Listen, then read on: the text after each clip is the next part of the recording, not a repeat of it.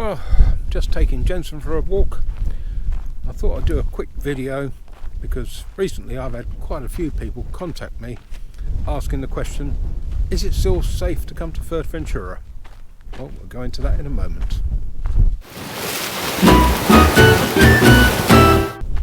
Seems quite incredible to me that in this day and age people still buy newspapers and watch the mainstream media in the news. People just still don't seem to realise that they lie. They're all scumbags. All journalists are scumbags.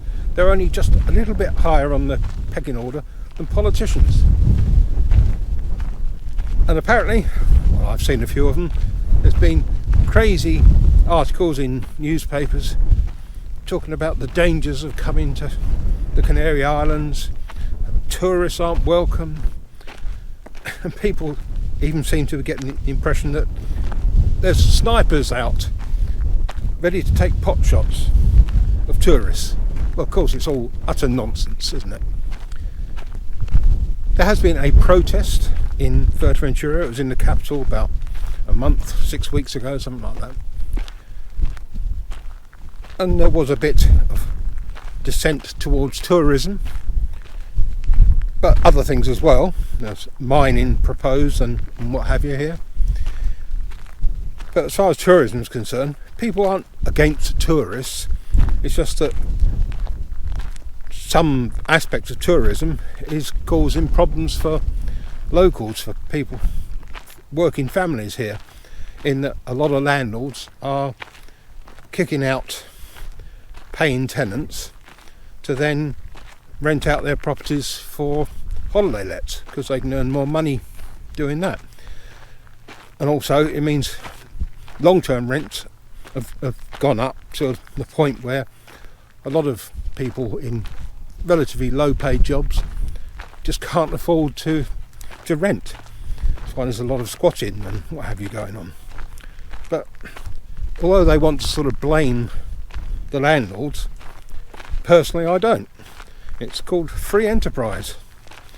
If you own a property as an investment, then naturally you want to get the most you can from that investment. It's not the job of private landlords to provide social housing. That's the job of government. So the government should be building properties to rent out to locals at reasonable rents. I'm sure some people disagree with that, but that's my theory. And they're saying that landlords should have a maximum rent they can charge on particular properties. Well, that again is wrong. If that's low, then they're just going to sell their properties. They're not going to rent them out. You'll get the situation like you have in other places. I went to Porto once, and they've got Porto in Portugal, that is. They have this crazy rent capping system where you have all of these big blocks of flats that haven't had any repairs done in donkey's years because the landlords get such a tiny amount of money for the rent that they can't afford to do any repairs on the properties. Rents have got to be reasonable. Market forces should apply. One example is the houses around what was the 9-hole golf course in Corralejo.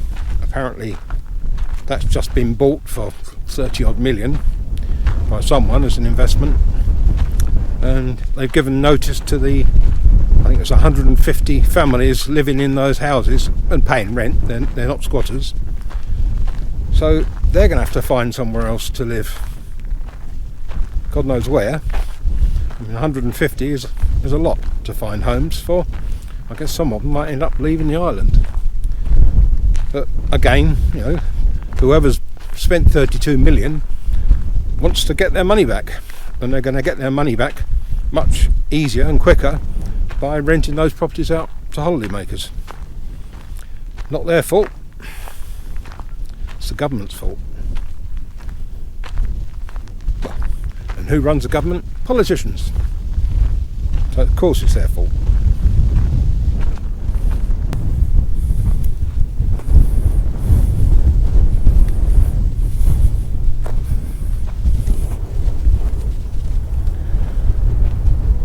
So to answer the question, yes, of course it's safe to come here on holiday. No problems at all. Just come here and do the things you'd normally do and don't worry about it.